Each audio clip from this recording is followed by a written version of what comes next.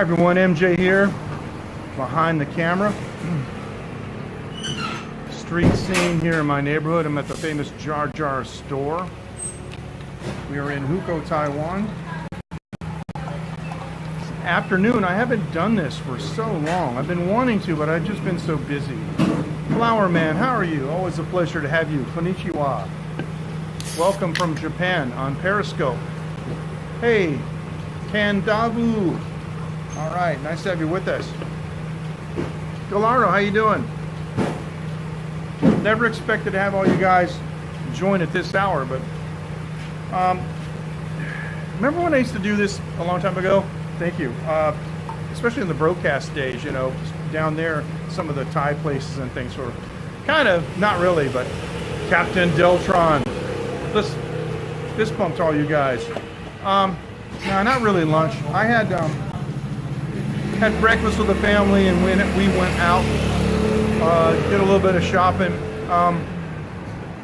For those of you who are in the late night line group, you know that my daughter has pet beetles. You know, they're really nice. And our female beetle died. I don't know why, but the lady gave us another one and she just died after like 2 weeks. We don't know why. The male's doing fine.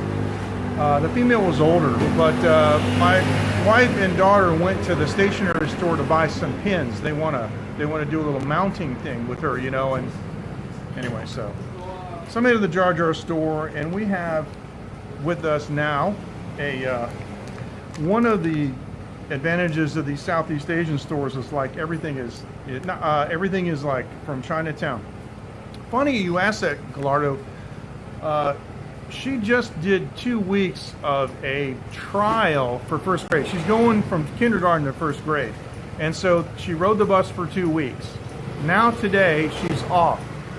This week and next week she's off, and then she's going to school for real. So of course I woke up this morning at 6 o'clock thinking, oh, I got to get her to school, and oh, wait a minute. But anyway, so like we have I don't usually do this. I'm dealing with the death of my friend, honestly, and it's a lot harder on me than I thought. And so I console myself with snack food, junk food, and alcohol. Of course, I never get drunk, but Cremo. This is Vietnamese chocolate chip cookies. It said chocolate chip cookies with chocolate flavored cream. It says that right here in English. And they're 20 NT, which means they're about 65 cents, 70 cents. So yeah, there you go. And I still have quite a bit of, thank you, I appreciate it. I still have quite a bit of Old Monk, you know, the Indian rum. And so I got my 1 liter, I poured about this much in it, which is all, you know, that I'm gonna drink. I don't have the bottle with me. I poured it from home.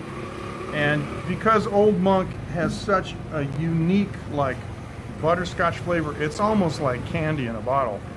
I don't ordinarily drink soft drinks. I almost always drink soda water, but I did put a little bit of Sprite in it because the butterscotch flavor of the Old Monk with Sprite is incredible, but I don't want that much sweetness, so I just added a little bit of soda water. So here we're going to try it. Oh my word, yes. Oh, that is unbelievable. Well, the fun thing is the funny thing is that I never abused drugs or alcohol when I was younger, so I do have coping skills. The weather today is cloudy. Let me show you the sky. Overcast, cloudy. This morning about 6 a.m. Actually, I've been up since about 2 o'clock in the morning. I was gonna live stream last night because hey Eric, how you doing, man? You've been MIA for a long time. Fist bump to you too. Good to see you, bro. Odd time for you, but I don't know what your work schedule is now.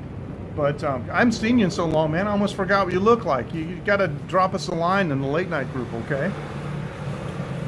For those of you who want to join our line group, I had to make it a closed group, unfortunately, because we had a problem with people coming in cruising for chicks.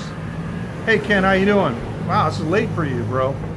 And they were bothering the female members, and I can't, no. So, what I'd like for you to do, you're sick now? Oh, sorry to hear that, bro.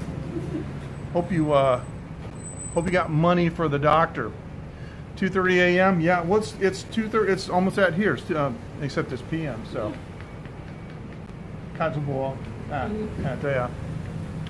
So if you go over here to TaiwanLive.tv and you can go to the late night show on the menu, send me an email if you want to join our Line group. That's the Line app, and the Line group is called Late Night, and I will send you an invitation.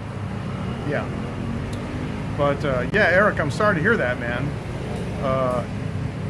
Yep. Now this lady here has been in my neighborhood all this time, winding down from work. Yeah, because you work late because you're a restaurant manager. So yeah, hopefully let's have a drink.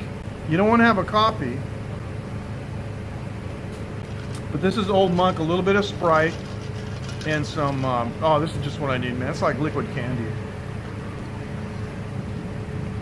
Problem is, it's like a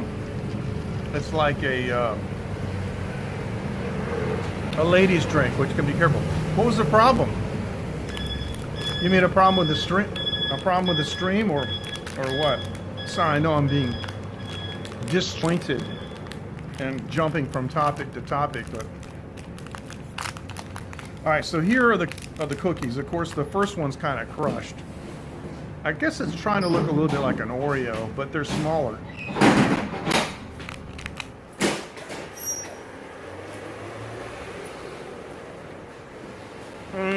No. That's over there.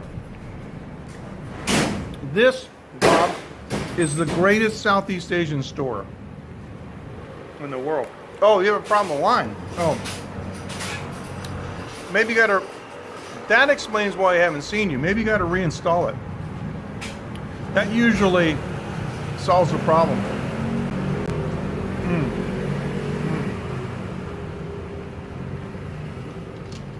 Now, recently, in Taiwan, we got these. Yeah, she's a very nice lady. She lets me walk in her store and grab anything I want, and I just tell her I'll pay you next time. She goes, it says Let Green. These are alcohol wipes, and they're ethyl alcohol, which is the edible, drinkable kind. So you can wipe your bowl, your cup, forks and spoons, chopsticks and everything, and eat with them right away, no problem. But I've been using them to clean the table. Man, I carry these things with me everywhere now. And I'm sure you guys got them in the States. But when I was living in the States, I never saw them. But that was 15 years ago.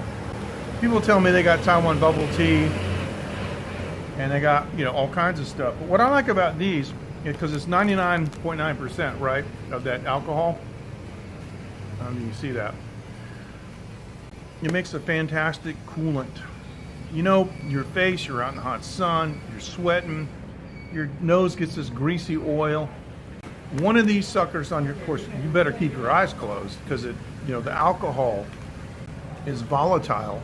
But you keep your eyes closed tight and you wipe your brow, behind your ears, in your ears. It really, really gives your face a nice cleaning from that summertime grit and dirt and nasty sweat and oil.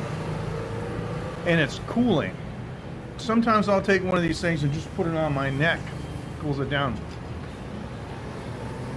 Oh, I haven't seen stinky tofu there, yeah. I'm sure it exists though in some places. It's got to. As I recall, the Taiwan Cafe in Boston, Chinatown has it. But yeah, people tell me they got bubble tea and almond milk and all these things that I used to miss when I traveled back to the States. Although some things have disappeared here, like the Uni President family of teas. I don't know why, but they had some unbelievable black tea, Taiwan-style green tea, Japan-style green tea that were just fantastic, and they're all gone from 7-Eleven. They've been replaced by other things. But this is a good place if you want to get tea that doesn't have any sugar in it, which is me. That's my whole thing, no sugar. Except for today with the Sprite. But I'm feeling bad, so I allow myself to go off diet if I'm not feeling too good, but then I go right back on it. All right, here's another one of these.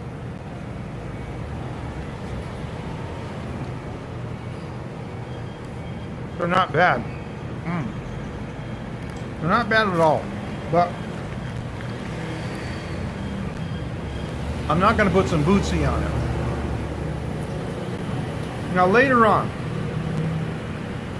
upcoming on Taiwan Live TV, on all the platforms, and you can see the platforms here, you know, including Africa TV from South Korea, which I don't have listed because their comments I can't capture. What are they? I'm sorry. What are what? Sorry, there's a delay. I'm sorry, Eric. What do you mean? Just tell me what you mean. We got some exclusive stuff. Andreas, the brewmaster, is going to meet me. I'm not sure if it's going to be Thursday or Friday my time. Thursday's better for me, or Thursday or Wednesday. Thursday's better for me. Wednesday might be better for him. We're going to go to Wenwen's. We're going to invite Wenwen to sit with us. I'm gonna have to translate, but that's okay. I'm going to introduce Wenwen and Andreas. Oh, what am I eating? Oh, I'm eating these cream chocolate cookies from Vietnam. They're 20 NT, which is like 70 cents, 60 or 70 cents. Just a small pack. I don't want to get a huge bag. I'm going to introduce Bootsy barbecue sauce to Andreas live. He's never seen it, never had it. We'll get his initial reaction, if he loves it, if he hates it, whatever. We're going to get some of Wenwen's food, you know, from the fried chicken place, all that stuff you guys see me eat, those bacon wraps, the chicken pie, you know, the crispy skin with it's sliced, squid tentacles, sausage, some tofu. We're going to get a big monster plate of this stuff, and we're going to grease back with Bootsy. And I'm going to introduce it to Wenwen, who's never tried it. And my guess is she's never tried any kind of a sauce like that before. And we're going to get her reaction exclusive. Now,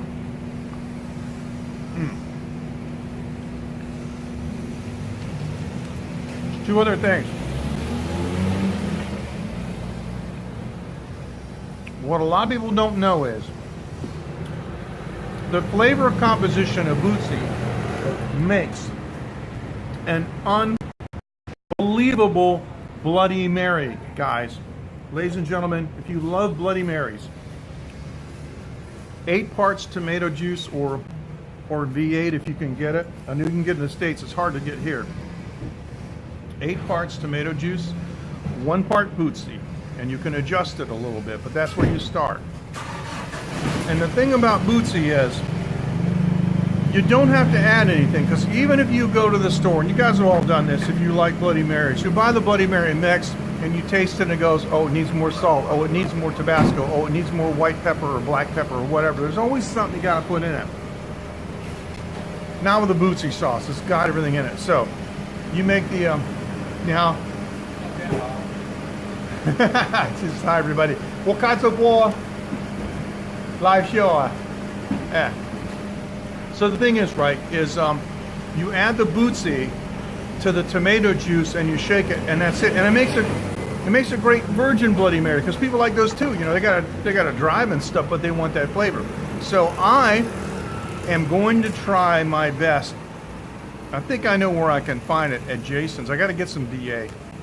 If I can get some V8, we're gonna make some Bootsy Bloody Marys with Andreas, with or without vodka. I can get vodka anywhere around here. And we'll see how that tastes. Now, that's going to happen, as far as I know. Please don't hold me to it. Don't sue me if it doesn't happen. But it's either going to happen Wednesday or Thursday. I think it's going to happen Thursday, our time, about 9:30 to 10 p.m., which according to daylight savings time in America would be 9:30 to 10 a.m. in the morning there. You can always watch the replay, and it'll be on the usual platforms. The other thing that we're going to do is Andreas has talked to Simon, who's the owner of the brewery. We have the full support and cooperation. We're going to do a live streaming brewery tour. I can't even say it. Brewery tour. I'm going to have a battery bank backup so we don't run out of power. and I'm going to have my gimbal. We're going to walk around. We're going to introduce Andreas to you as the brewmeister. He knows his craft. He's from Germany, and that's what he does for a living. He brews beers. He's going to tell us about the process. I want to sample some beers, and I like that. And I like to describe these things, for you guys, so you can get the sense of them. And probably we'll meet the owner, and we'll just go around and we'll check out the brewery and the factory. And that's really cool because I like to show factories, and I've shown many. A few times I've shown a number of factories here on Taiwan Live TV. Yeah, it's going to be good. You saw me show Tony's investment casting foundry, and I'm not sure if I showed the sand casting foundry. I did post some pictures in the late night group. One of the things that you guys can help me with, those of you who are moderators, I'm going to have to say this. See, I can get away with this because I'm not political, I'm not a Democrat, I'm not a Republican, I'm not anything.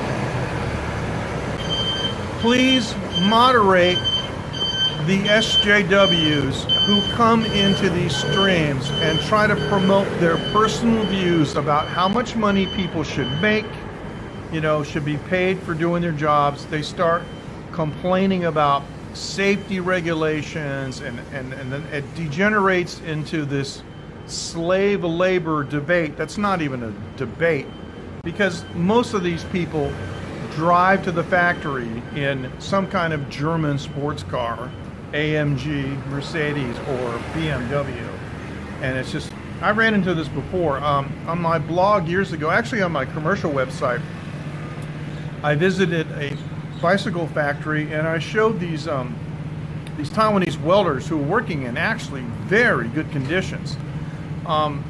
I have written welding procedures for Cybex International, it's a $120 million company. I'm well acquainted with welding procedures. I'm not a welder. I had one of the best welders in the world teach me, how to do MIG welding. I'm no good at it, but I know the principles. And I also know the principles of a good workstation with ventilation and proper eye protection and proper clothing protection and all of that. And so I went to this company that makes bicycle frames, and even though it's Taiwan, they make some famous, yeah, that's right, thank you. They make these famous Italian frames. They told me I couldn't photograph those because those are all the Italian frames that are made in Italy, but they're made in Taiwan. And they're made in Taiwan very well. Anyway, I posted photographs on my commercial website, and some Swiss website leached my photos and made very derogatory comments. One of them was, one guy was welding, and he said, "Look at the sweat robot." The guy drives a BMW. What are you talking about? He's a professional. And these guys were doing TIG welding on aluminum frames. I mean, that's highly specialized. You can't even do that with a robot. I mean, these guys laid a bead of weld down that was like a work of art. And like I said, I've done these procedures in a manufacturing environment as a manufacturing engineer setting up an assembly line. I know a good weld when I see it. I mean, it's a thing of beauty. And you guys know what I'm talking about. You see some of these bike frames, the way they're welded, and it's like my giant bike over there. They didn't even have to grind the weld. They just painted over it. It was so smooth and so nice. And so yeah, I did a scope from from Tony's investment casting foundry, and yeah, their clothing, their equipment, and so forth wasn't up to OSHA standards. But you guys know who Tony is. Tony's the guy that helped me get started in Taiwan. And he's the guy that invented bike parts being manufactured by investment casting. He did that from Everest. His bike tools and stuff, he's the man. And he spends a great deal of time and money training his employees. At least once a month, he shuts the factory down for safety training. I have known his company since 2002. And in all that time, they've never had an accident. What does that tell you? It tells you that if they had OSHA, it wouldn't increase the safety factor, it would only increase the price.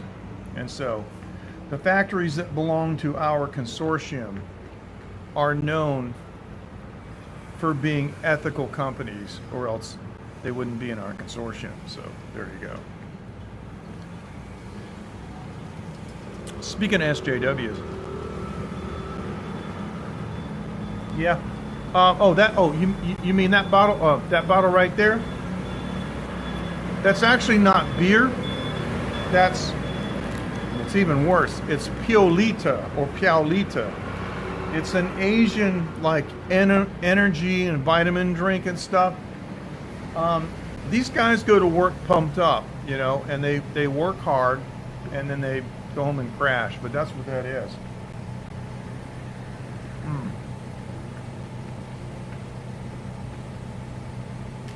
People work hard, and they party hard here too.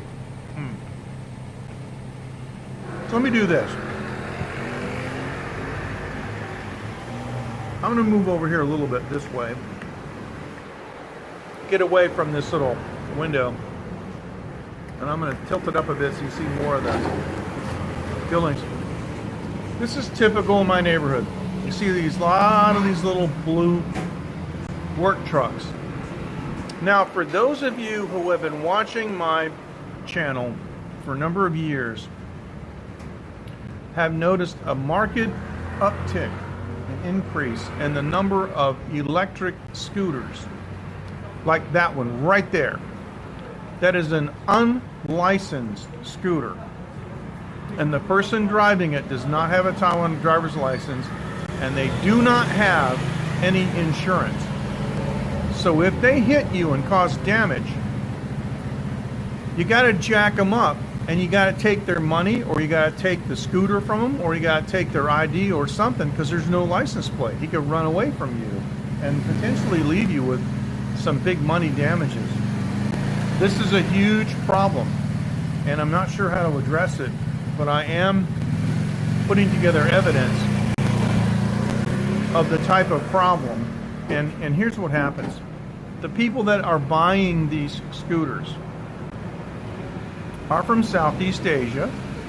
All right, so we're not, you know, prejudiced against Southeast Asians. We're just realistic in that, well, when they came from a village, they didn't have a scooter. They've never driven. So they come to Taiwan, and all they got to do is put down 14,000 NT, you know, so they're paying like, I don't know, $350, and they get them a scooter.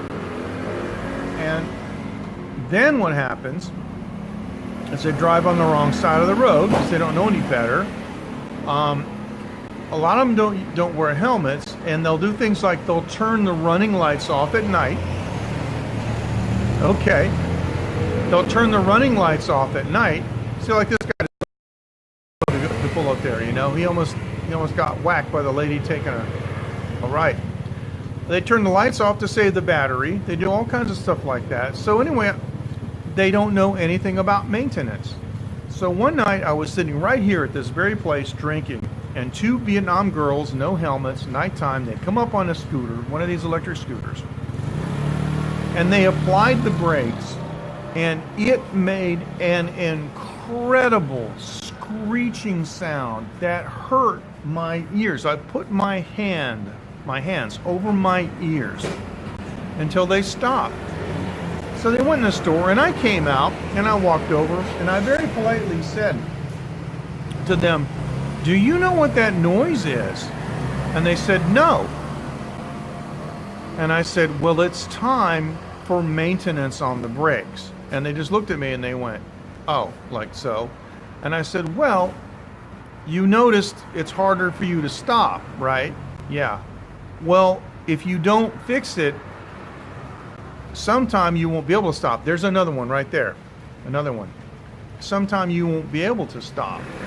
Now, watch this. Let's do this. See that girl right there? She's right in front of that blue truck. Right there. Yep. She doesn't know what she's doing, so she's going to turn around, and guess what she's doing? She's running on the wrong side of the road, folks. and she's just going to make a turn. This is what happens all the time. I can't tell you how many times I've been in my car and had one of those people do a bone-headed maneuver. Pads are worn. Absolutely, they're worn. They're worn down. You know, they got those studs in there, right, that are, they make a warning screech. Well, I mean, I hate to put it to you this way, but these are just village girls. They don't know anything. They don't know anything about mechanics. I mean, I had a car when I was 16 years old. I'm an American. I see Taiwanese all the time. They got the hood up. They're scratching their head. I walk over. I go, oh, look, this wire's loose. Well, how'd you know that? I'm an American. I'm a car guy. But no, none of that here. So I don't want to sound like I'm complaining, but something has to be done. See, the idea of electric scooters is good, but these scooters are not replacing Taiwan people who have gas scooters that they're retiring. They're just coming online in addition to the gas scooters, and they are increasing the congestion. However, they don't know what they're doing. So if you ask these folks, you guys have a car back in Vietnam? Nope. Okay. And they don't have a driver's license. I do. I've had a Taiwanese driver's license for 10 years. Hi, Coco. Coco, I'm taking the day off. I'm drinking Old Monk. Nice to see you, sweetie. Look, I've got some Old Monk in here, right? Which you know very well. And I got my soda water, and I just jazzed it up with a little bit of Sprite because, you know, it's a little too sweet. But Coco is one of the few people watching this stream who has actually had Old Monk, and she knows what it tastes like. And that butterscotch molasses flavor, when you match it with something like, you know, like Sprite, really good. So there you go. Coco, how's your family doing? How's your husband? Where are you guys going next? We took a nice road trip down to Florida. There you go. Waiting for a special occasion, no doubt. Well, hopefully that'll be coming soon. I like those streams that you did. Okay, well, I like those streams that you did from Jamaica. It's like 2 years ago.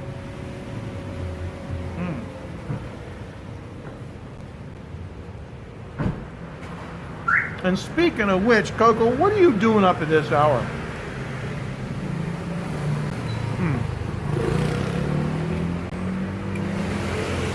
Captain, this is location number 2. This is Site B.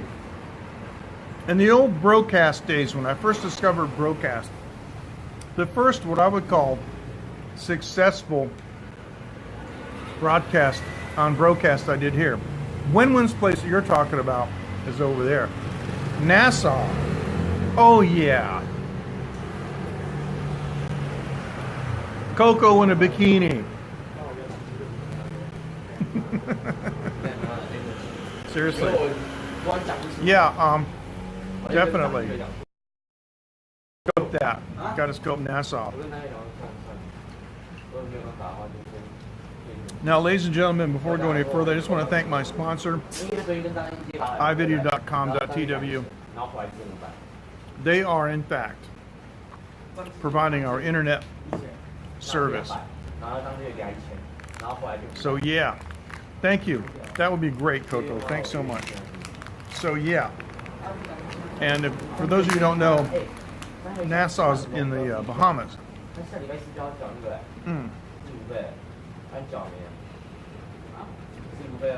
I only have experience with one Caribbean nation, and it was Grand Cayman. And I just can't say enough about that place. It was unbelievable. And the word nice doesn't cover how wonderful and beautiful those people are. 30,000 people was the population. They do. In fact, they've got an all-Asia version too. They do. And for a lot of people, if you live in Vietnam, often the iVideo.com rental is cheaper than the local services because they negotiate these rates based on, you know, bulk buys. Here's what you do, and I should have said this. Depending on the platform you're watching on, whether it's YouTube or whether it's going to change, Periscope or DLive, depending on which platform, either in the video description or in the profile description, is a URL, even on DLive, and a 10% discount code. So you can get that on top of whatever regular special there is. iVideo.com is really cool. It's iVideo.com.tw because they're a Taiwanese company. One of the really cool things that they do is they price match. So if you have a contract, or if you have a like an arrangement, a rental arrangement with them, right? And you find a competing service that's cheaper, you show them the ad, they give you the difference. Now, I love that. Now I gotta be cool, but the cops just showed up. They're checking somebody out and I don't know why. But I don't want to give the appearance that I'm photographing them. But I just want to show you that's what's going on. So, all right, now here's these little brown cookies with the chocolate flavored sauce. Where you left? I used to really enjoy these afternoon chat sessions because it always surprised me how many people were available, you know, in the afternoon, in my time. It was an odd time for the rest of the world. But anyway, all right, they just split. So anyway, let me give you a quick music update. I know it may sound like a lot. I only have a few guitar tracks to finish, and then I'm doing all the vocal tracks. I'll be able to start the vocal tracks later this week. But Wednesday, I'm planning to spend most of the day in the studio. I've got 2 different sections to do, like guitar parts, and I always triple them or double them.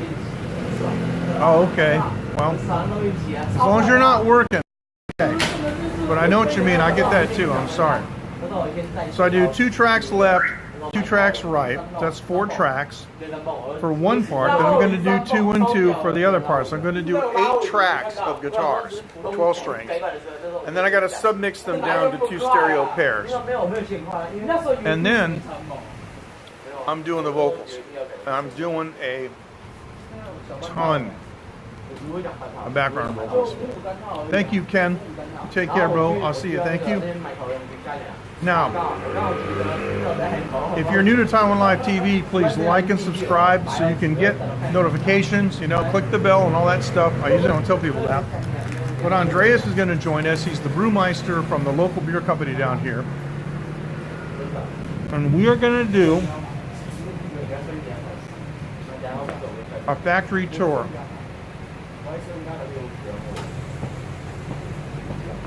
Good question.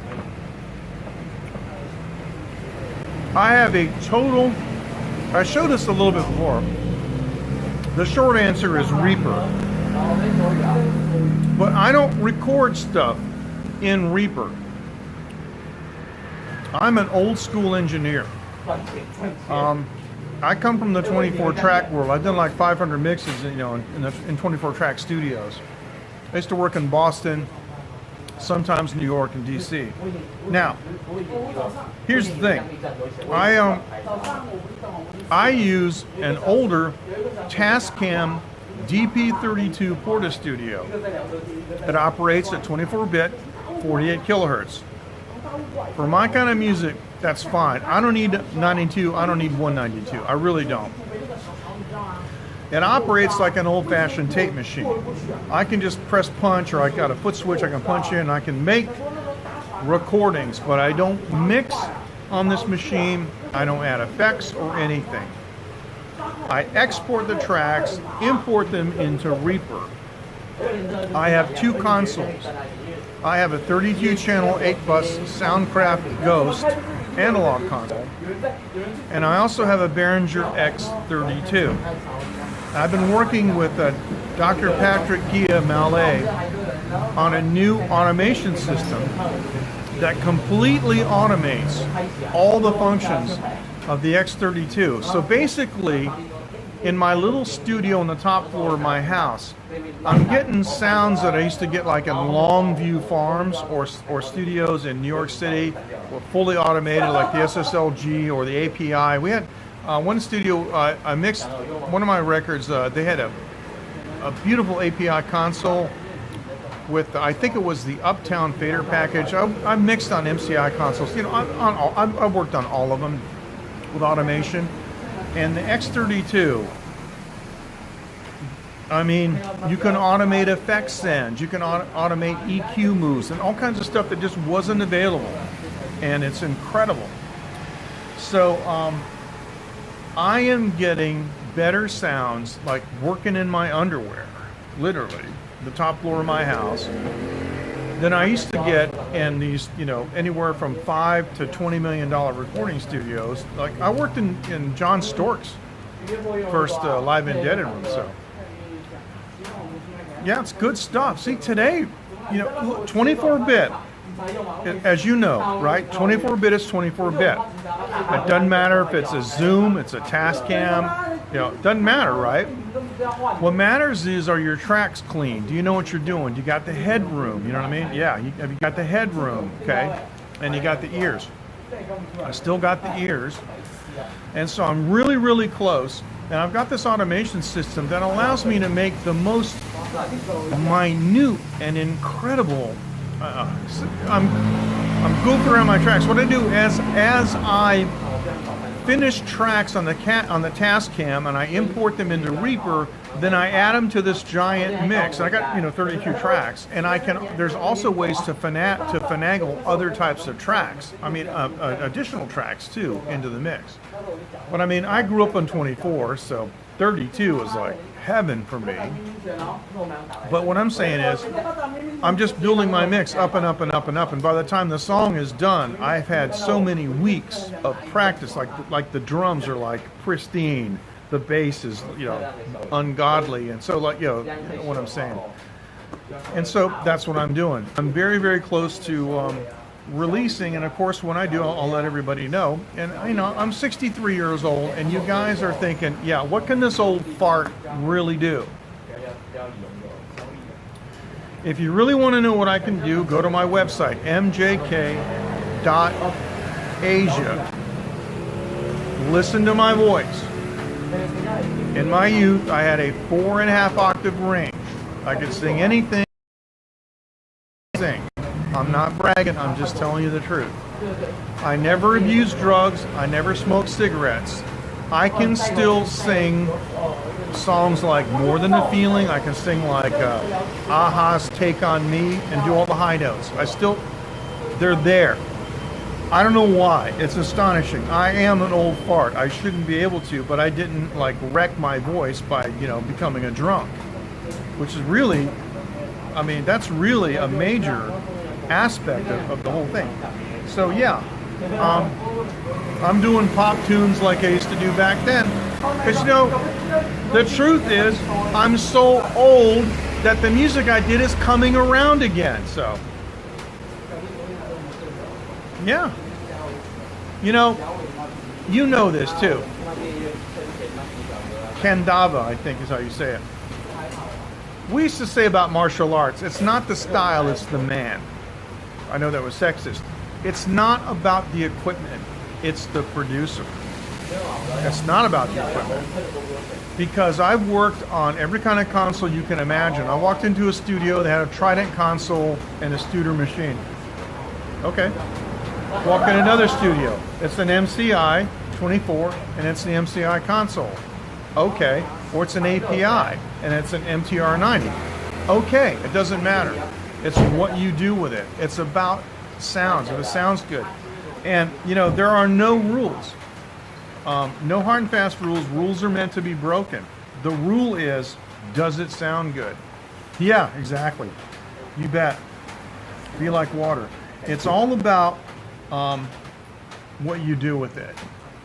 It's not about, you know, the engineering. We don't have to impress people with our engineering skills, you know. But with this Behringer X32, I don't know if you've messed with it, but it has 8 effects racks in it, and it's got over 60 digital recreation of things like the LA2A leveling amplifier, compressor limiter, and the 1176. And I had all those things at Fleetwood, and they sound like it to me. It's uncanny. There's 3 different types of Fairchild compressors.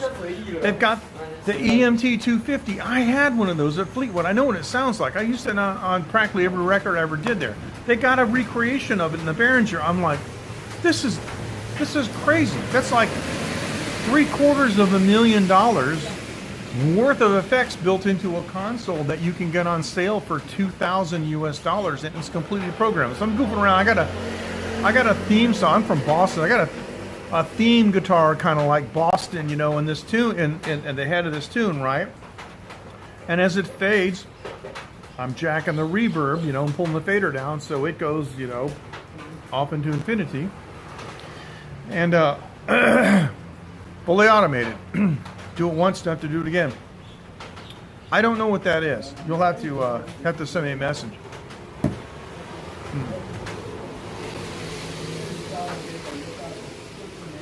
So yeah, we are in the age now. We can do anything. The problem is knowing what to do. These Filipino guys in my neighborhood, they got a little band, and I was having a talk with them. And this guy was like so cavalier about his performance. He gave me the impression that he just sticks any old microphone in front of his face, puts the cans on and just sings, and then he applies the auto-tune plug-in. He says, no, just put the plug-in on it. My plug-in? I told him, I don't use any plug-ins. Well, then how do you make your voice on pitch? I'm a professional singer. I can sing on pitch. I don't need auto-tune. And he looked at me like I was stupid. In the old days, you listen to Brad Delp singing More Than a Feeling. Do you think he needs auto-tune? I mean, the guy's up in the, you know, stratosphere, right? No auto-tune. And they didn't, thank goodness, copy and paste, you know, so.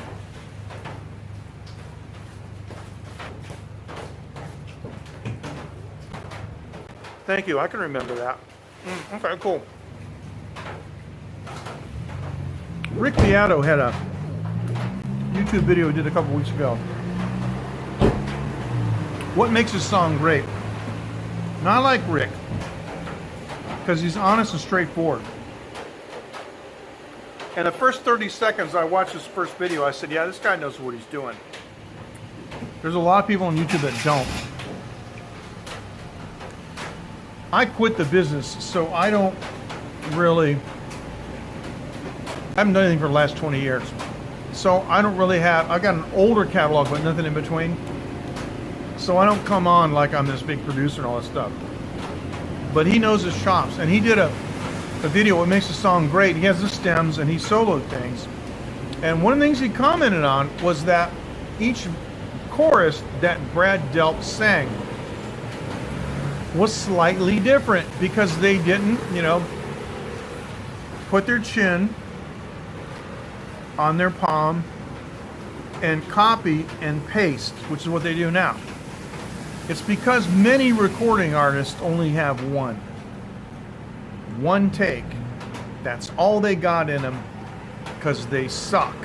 They get that one take, and they're just, oh, fine, that's okay. You can go home. I'll just paste this everywhere I need it. Yeah, and then you go see them live, and you wonder, wow, how'd they ever get a record deal? So, I met Brad Delp in 1976, right after he finished the show. He sang about an hour and 15 minutes, and the guy didn't break a sweat. I mean, that's the first time I met Tom Schultz too. I met Brad Delp first, and then Brad introduced me to Tom. We spent a couple hours talking about tech gear stuff. It's pretty cool. And I will say that's before Tom became bitter, and I understand why. One of the things that Tom, I don't speak for him, but I know he treasures loyalty, and people were very disloyal to him, and I understand. But we talked about a lot of the stuff that he was doing, but the thing about Brad was it was so natural. He wasn't hoarse, wasn't tired, wasn't nothing. We could have said, hey Brad, let's go to another club and sit in with the band, and he would have been right there. It was amazing. But I should have offered to take him to Chinatown for Chinese food, what I should have done.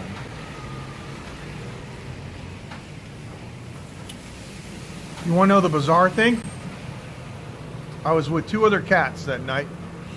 One of them was a guy named Danny Blake, who I worked with at a company. It's right before I quit the company to go on the road, and I was with a Taiwanese guy named Mr. Chen Xiaoyu. And Mr. Chen, I told him at the time, I said, I'm going to take you to see the biggest rock band in the world. And he just stood there in the audience like, I've never seen anything like it.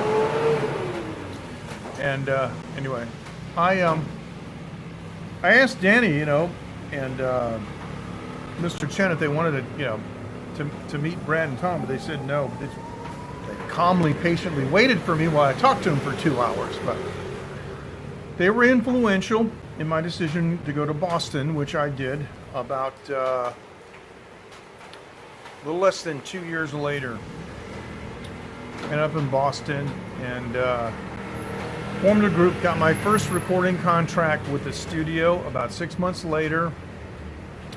Had some really amazing interactions with CBS Records. They offered me my first recording contract in 1979, and I turned it down.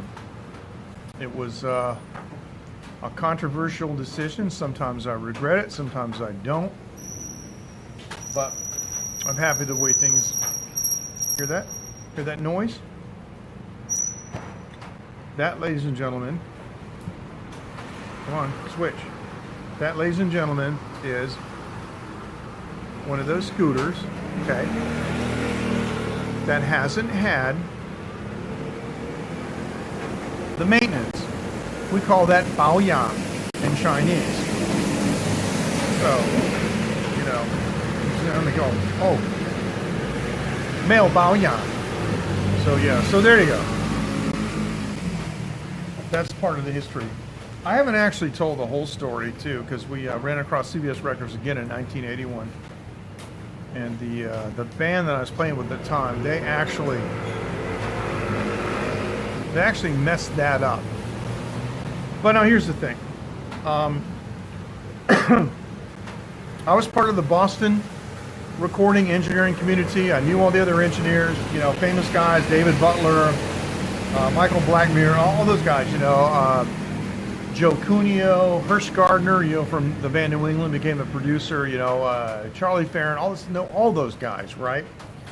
And so here's the thing. If you would like somebody like me, 63 years old, who's probably already done what your little band is trying to do, send me your tracks. Give me a crack at mixing them. Send me an email, and my studio name is Phoenix Media Forge, and you can find it at phoenixmediaforge.com. There's only one page. It just shows the information for the email. So it's info@phoenixmediaforge.com, and we'll talk.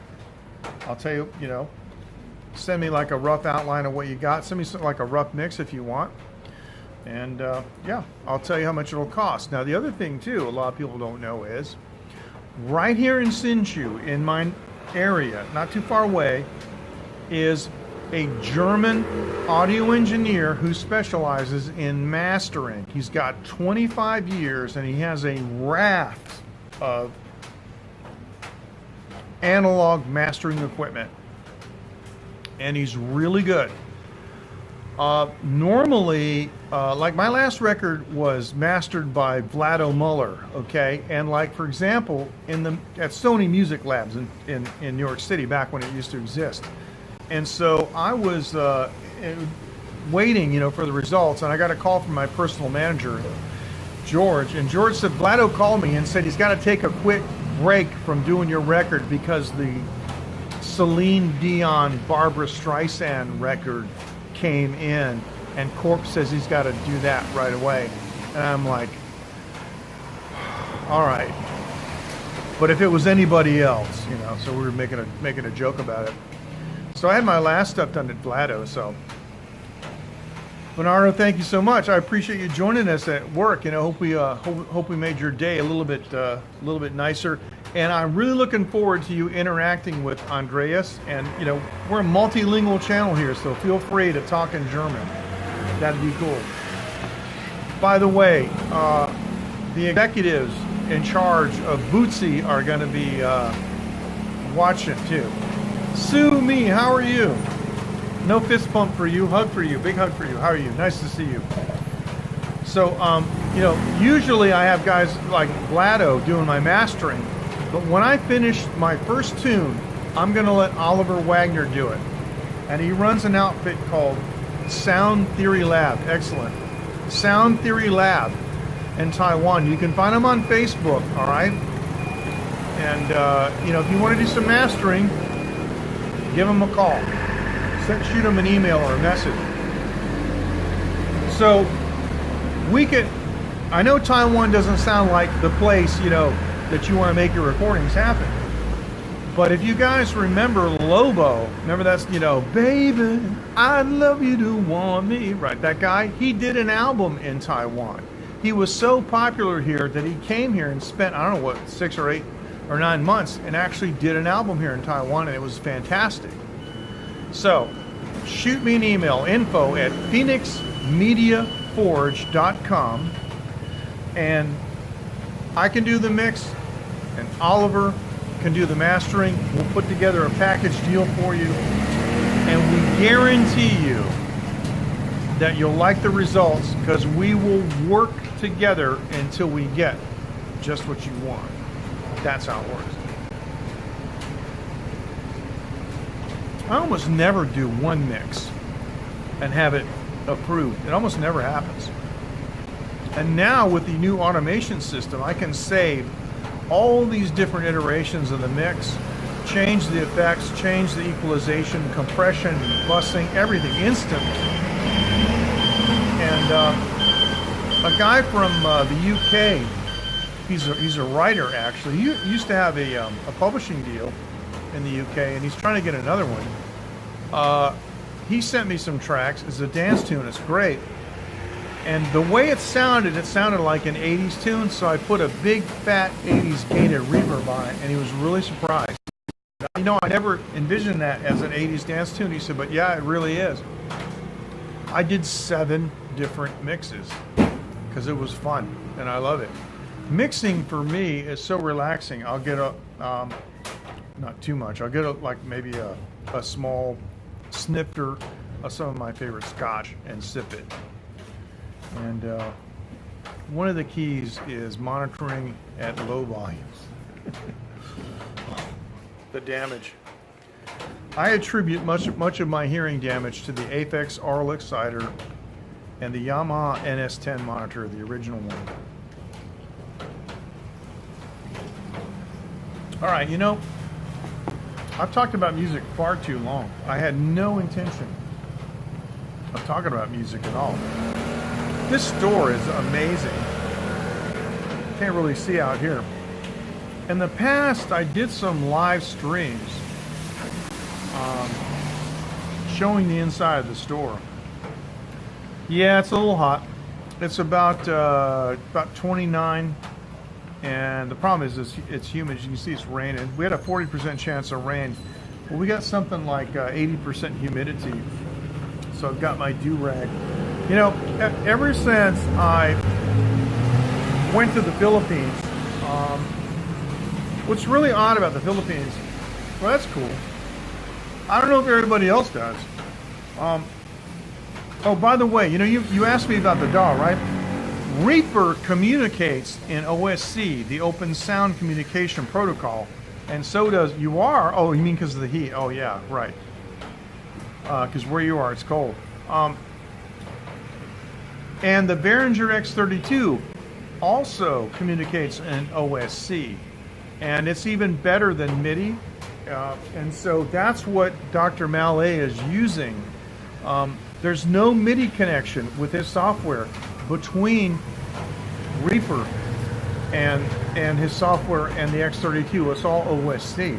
It's great. So you're doing audio over the USB and you're doing the OSC protocol over Ethernet. Of course, if you want to use Dante, you know, for Ethernet audio, which is my next step, I'm going to convert everything over to Dante and using high resolution interfaces. I'm going to put every input and output on my Soundcraft Ghost console on the Dante network.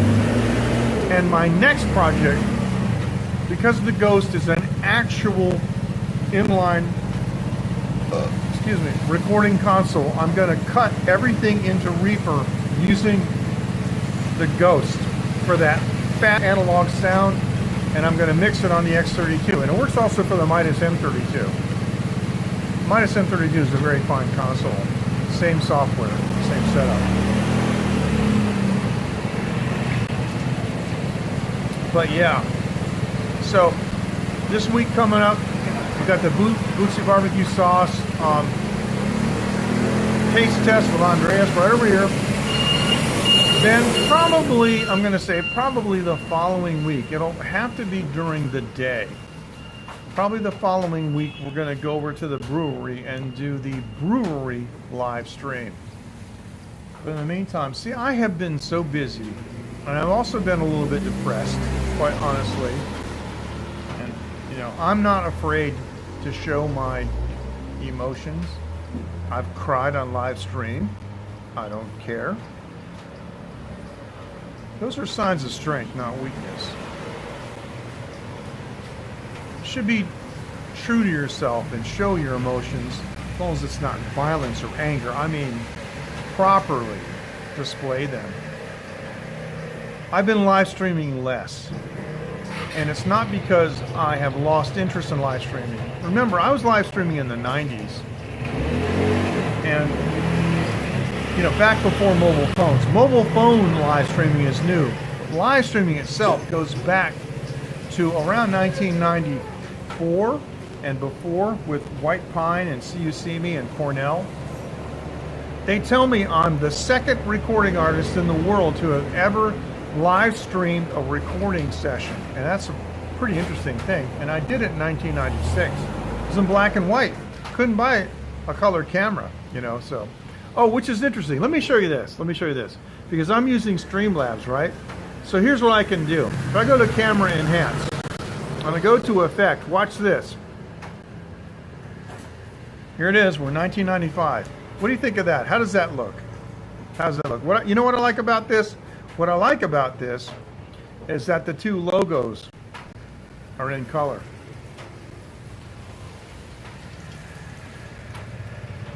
What do you think about that? Streamlabs is great. They got a couple other things too. Let me show you this. Why not? We're having fun. I'll go to Effects.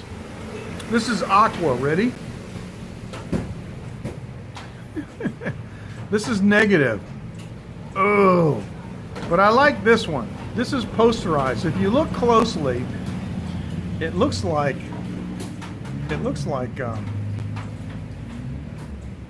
yeah, I know. I hear you. I hear you. I know what you mean. I know what you mean. Camming is right. What it used to be called. This is posterizing. This is like a cartoon. See, I like this. I actually like this a lot. Let's see what else we got. Effect. Oh, this is sepia. Some of these, like whiteboard, they don't do anything that I can see. Now this is solarize.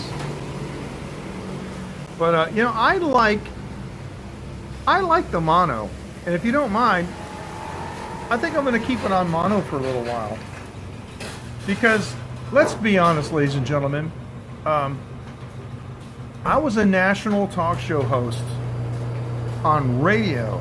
Hey, 你好，好久不见, huh? Yeah. So I was a national talk show host on radio. The only time I was really ever on camera was if there was a relevant news story and they had to interview me as some kind of an expert witness or expert source, you know, on something in my field. And so, I mean, I recognize, ladies and gentlemen, that I'm not that good looking. That's okay. Don't spare my feelings. I really don't care. And the truth is, and any woman will tell you this. See, men don't get this. Looks are not a major consideration. I know. For women, it's things like integrity, you know what I mean? Things like that, loyalty, that are more important, and it should be. It should be that way with everybody. But for men, it's looks, you know? There's an old story about the man who set up, you know, all these financial tests for 3 women that he was, you know, prospectively thinking about marrying, gave them money and told them to make investments and stuff, and he reviewed the investments, and at the end he chose the one that had the largest breasts. But I have a face for radio, and I think I look better in black and white. So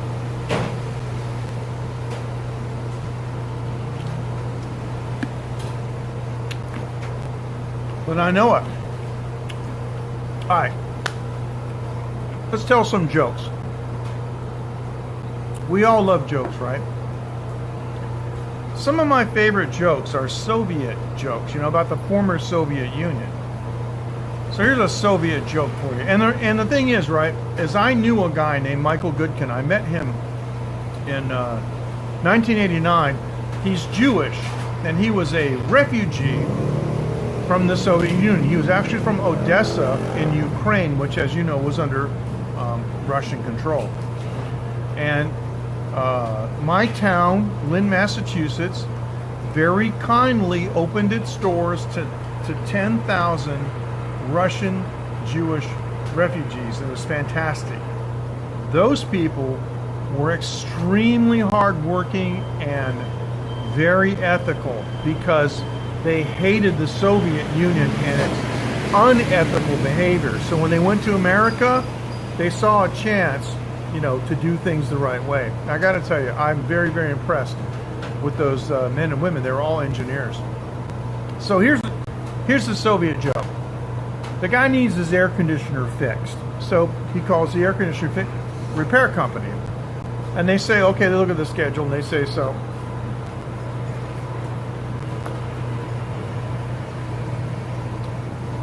well, I know what you mean. I tend not to get so hung up on those things, on those words, you know.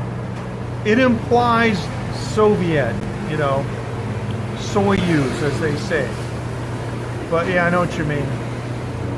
So that's why I said Soviet, you know, because I want to differentiate between Soviet and Russian.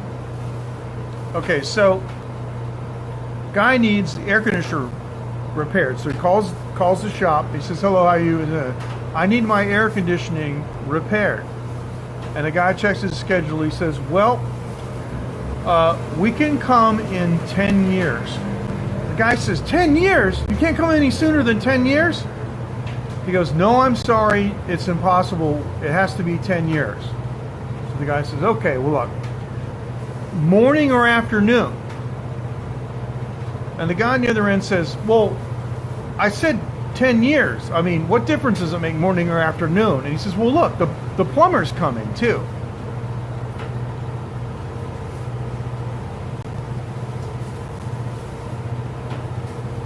And the plumber's coming in the afternoon. So there you go. So It was like that, though. This gentleman's name was Michael Goodkin. I had a very interesting experience with him because I had met him just randomly 3 weeks after he landed in the States. Captain, you're still lurking there. Okay. Well, send us a little keep alive message. Let us know you're still there. But thanks for watching so long. I took Michael Goodkin to Longview Farms Studios. You guys need to look up Longview Farms Studios on the internet. It's an amazing place. I've been there at least 4 times with several different recording artists in both the B room and the A room. I forget. That's the place that built the stage for the Rolling Stones in 1980 so they could rehearse for their tour. So it's a farm, and they have horses underneath. Now the funny thing is, Studio B is built into a farm. They got an SSLG console, this beautiful control room, but every once in a while you'll hear and you'll hear boom, boom. The horses are kicking the stall. And so you're like over the talkback here, there's just I'm sorry, we're gonna have to take that line again because we got a horse kick under your vocal track. No problem, run it back, do it again, right? So I brought Michael Goodkin to the studio, and he'd never seen anything like that. So he looked at me because he's looking at the horses, he's looking at the barn, he's looking at the exercise equipment and the cottages and the pool table, and he says, "Is this a place for business or pleasure?" And I said, "You have to understand in America how we do things. This place is for the pleasure of doing business." And you should have seen, he looked like Commander Data, okay, going processing information, right? He goes, okay, I see. So we're walking around the control room, and the room has treatment in it. You know, there are little baffles and things, you know, that make the control room sound a certain way for the recording environment, right? You know, for flat response. And he saw these devices in the back. And he said, "What do you call this device?" And I said, "It's a diffuser." And he goes, diffuser. So he knows the Russian equivalent. Later on, we were walking through the field, and there was an outcropping of rock. Because, you know, in New England, especially the more north you go, for example, they call New Hampshire the granite state. It's all rock. So there's an outcropping of rock, and it was granite. And he said, "What do you call this kind of rock?" And I said, "Granite." And he goes, granite. And he says, "I think English is Russian pronounced differently." And I said, "That's pretty much it." Because he would be talking, and he said, "I wish to English, which means, how do you say this in English?" He would say, "I wish to postulate." And I said, "Postulate." I want to postulate this. His English level was actually high because his Russian level was high. He just had to kind of do the conversion and things. So it was very, very interesting meeting that gentleman. And one of the first experiences that we had, I had a 1986 Volkswagen Golf Wolfsburg edition. It had every option on it. This is my car, except the sunroof. In 1986, it had electric heated mirrors. It was incredible. So my wife got into an accident. It really wasn't her fault, but it looked like somebody took a phaser and cut the front end of the car. So he says, "What are you going to do?" And I said, "I'm going to take it to the shop and I'm going to see how much it costs." And he says, No. In Ukraine, we just beat metal. We take tool, we beat all night, and we fix. I go, "I know, this is America. We got other issues."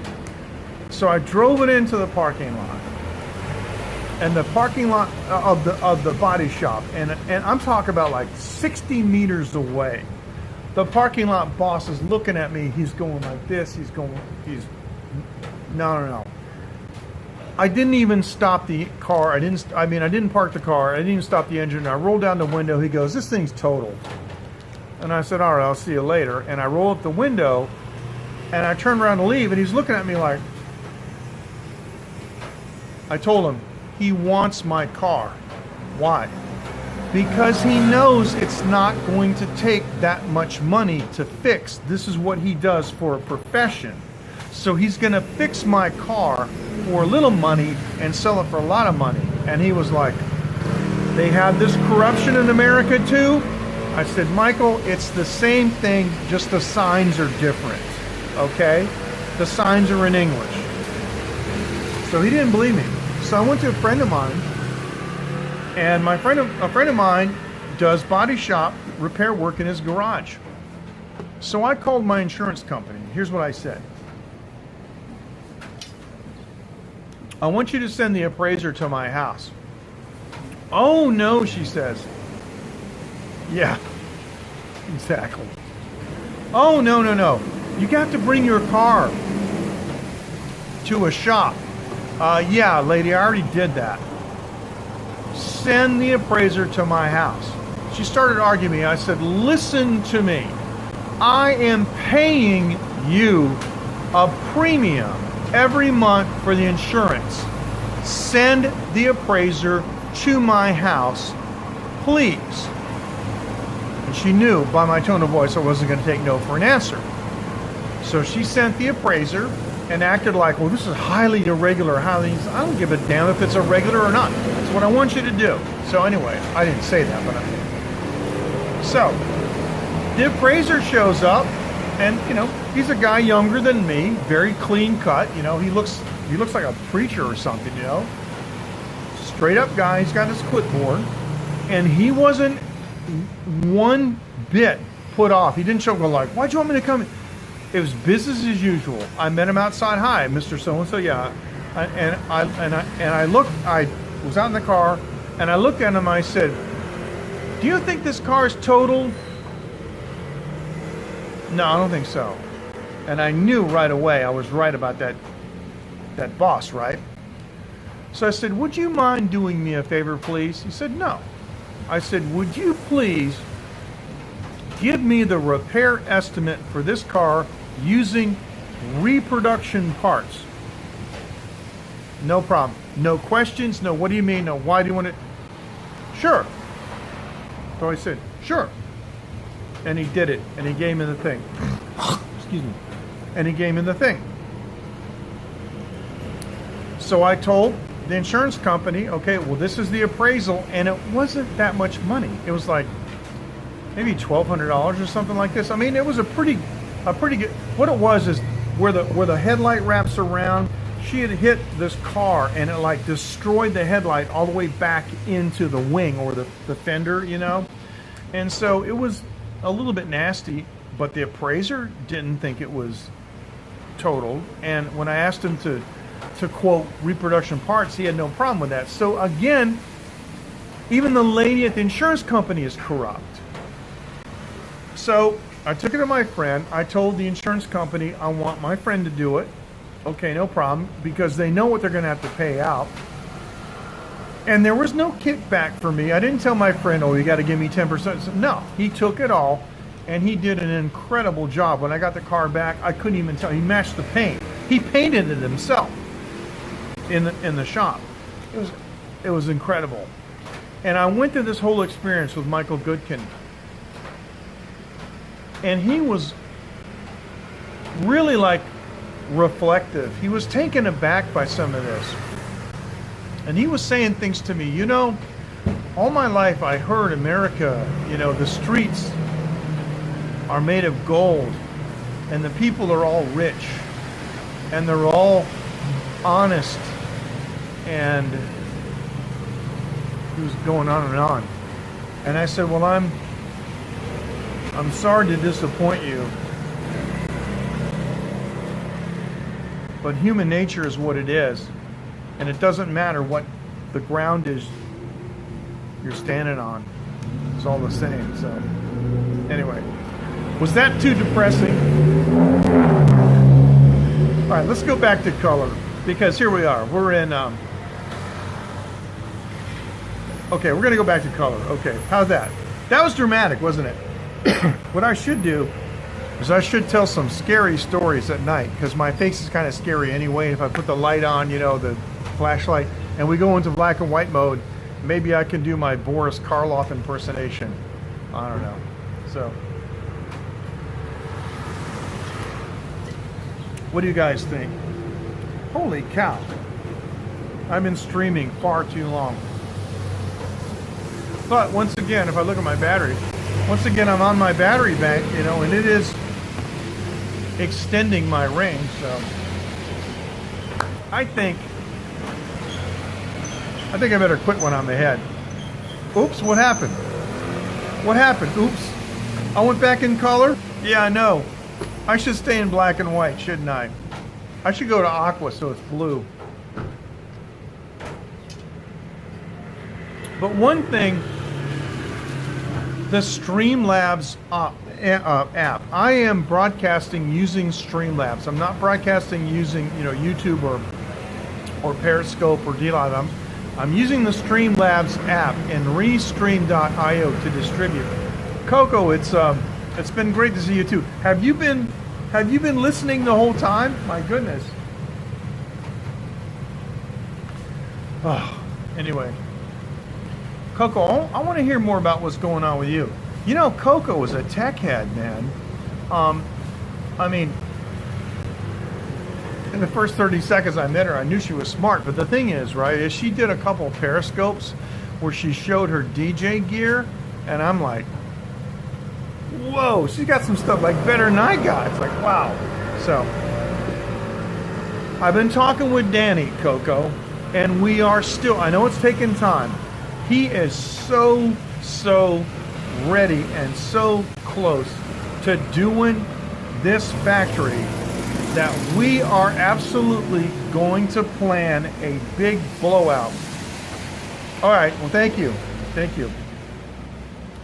I appreciate that, Captain. Yeah, you know, the thing is, right, is I used to be a talk show host, and the truth is I could turn the video off. I don't think it makes any difference. And so, yeah, I love interacting with people. I love describing my environment and things like that. And I think I'm pretty good at it. So a lot of people tell me that they don't listen to the video. David Osaka does that too. You know, when he's he'll tell me that he was like had to do some work, but he'll listen to me in the background, like the radio. That's where I come from. So I am not insulted or put off by that at all. In fact, I'm going to be honest with you guys.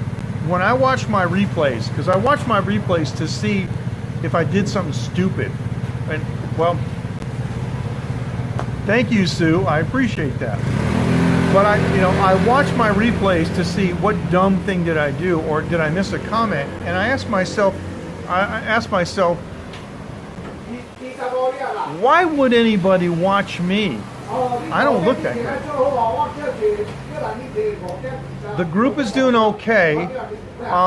After you left, we had some serious problems that MJ had to do a little throwdown on. I don't know if you know this or heard me say this, but apparently, because you know how it was open, right? All you needed was, remember, you know, that QR code that you could scan and you could join the group. Well, somebody in China and apparently in Korea was passing that around because they thought it was a place to meet women. They must have thought it was a dating group. So we'd have some Chinese guys, and one Chinese guy was from the States, another Chinese guy was from China, and I would try to address them in Chinese. You know, of course, I don't write simplified. I write traditional.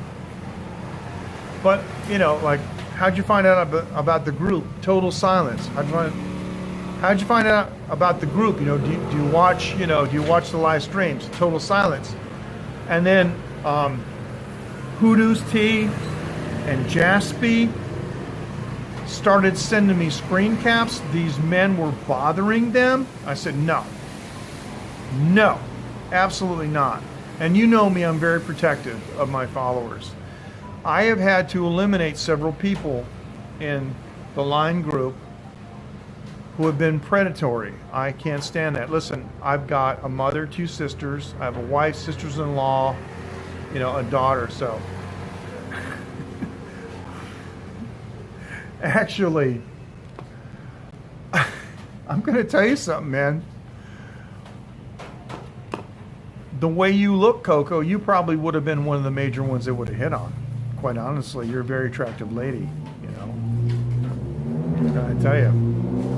It's good that you missed it, so. Now, ladies, anyone who's in the late night group and didn't get hit on, don't view that as a cut, okay? Just be grateful that they didn't choose you.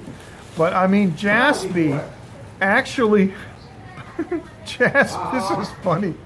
Coco, Jaspy actually posted a screen cap of the dialogue, and it is to die for. It is so stinking hilarious. This one guy was saying, oh, when you meet somebody, you never know what the future's going to be like. And Jaspy's like, now you know Jaspy, right? She's like, hold on a second. We're getting ahead of ourselves. I don't see any future at all, you know, but oh, you got to give me a chance. You act like you don't trust me. Of course I don't trust you. I don't know who you are. It's like, it was like, and seriously, Coco, I mean, you look at the guy's profile picture, you know, he's over 50. He might be over 60. But he's talking like a 15-year-old, you know, his first crush. Missed the fun. Coco, you're welcome back. Okay? You're welcome back anytime. Please come back. Please.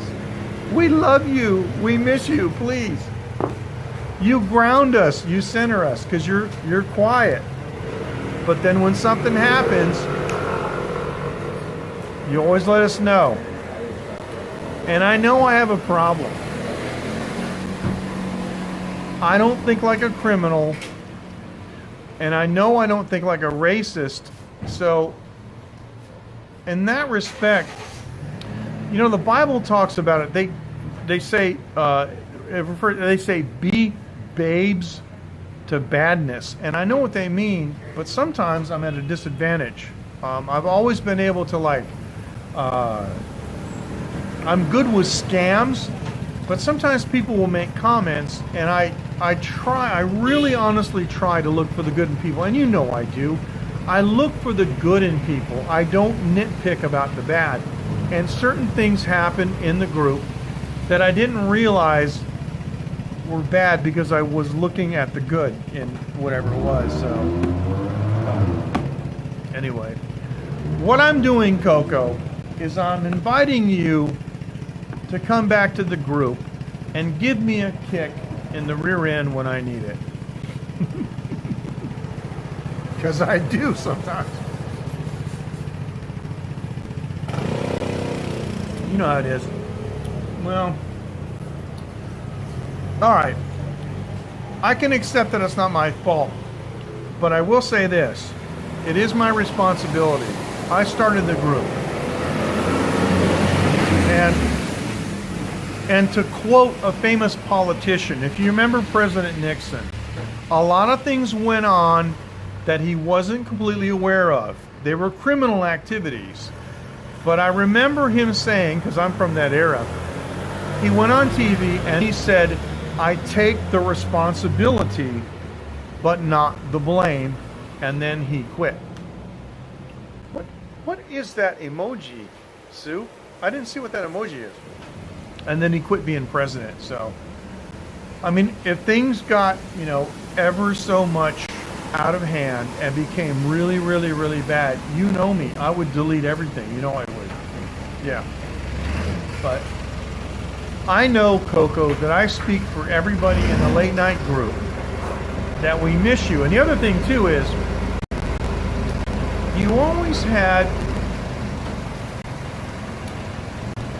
such great contributions. Oh, Boot. Okay, Boot. Oh, I see. I know I post a lot of stupid stuff, like, you know, guys parking in my parking space and dumb things like that. But, like, you know Phoenix, right? I didn't tell Phoenix that you left the group because Phoenix would probably cry. Coco, Phoenix loves you. Phoenix says to me stuff like, Papa, can you show this to Coco? And, you know, she's an amazing little girl. and sees things. You know how children are. It's black and white. It's right and wrong. It's left and right. There's no in between. You know what I'm saying? And so yeah, I didn't tell Phoenix Coco left the group because she would say, "Oh, what happened? Does she feel bad? Did she get hurt? Did something bad happen?" And you know, it's nobody's business why you left the group. And I don't want to have to make something up, and I don't lie to I never lie on anything, so I wouldn't lie to Phoenix. I just don't want to have to go there with her, if you know what I'm saying. So yeah. Anyway, nah, it's okay. You don't have to apologize. I've had the lady back here say, you know, there are people in our group, and I'll name some names, like Dean Whitcomb. This poor lady can't talk. She had surgery, and she was left speechless. And yet, look at her. She's about 75 years old. It's incredible. Like Dean Whitcomb, and you know Matthew too, right? They don't say a whole lot. They don't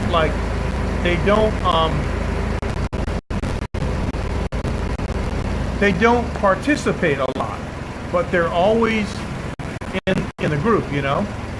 What's going on? Hang on.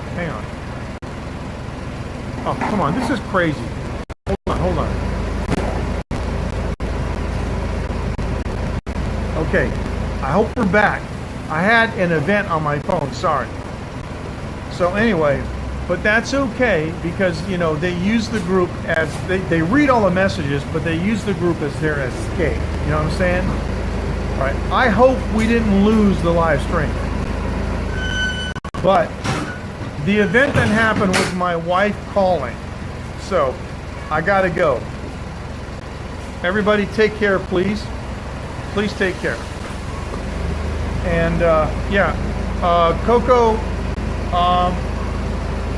you know how to contact me, right? Because I got to give you a link to go back in the group and so forth. So yeah, we'll work it out. So you take care, everybody, and we'll see you next time. I got to go. Thank you so much. Bye.